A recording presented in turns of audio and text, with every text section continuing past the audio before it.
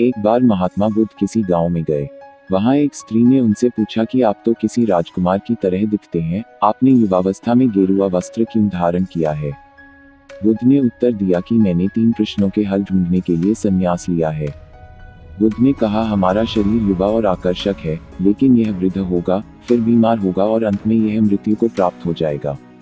मुझे वृद्धावस्था, बीमारी और मृत्यु के कारण का ज्ञान प्राप्त करना है।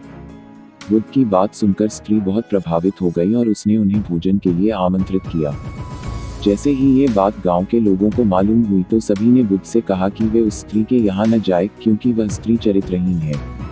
बुद्ध ने गांव के सरपंच से पूछा कि क्या ये बात सही है। सरपंच ने भी गांव के लोगों की बात में सहमति जताई। तब बुद्ध ने सरपंच का एक हाथ पकड़कर कहा कि अब ताली बजाकर दिखाओ।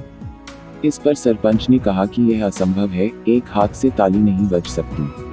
बुद्ध ने कहा कि ठीक इसी प्रकार कोई स्त्री अकेले ही चरित्रहीन नहीं हो सकती है। यदि इस गांव के पुरुष चरित्रहीन नहीं होते तो वह स्त्री भी चरित्रहीन नहीं होती।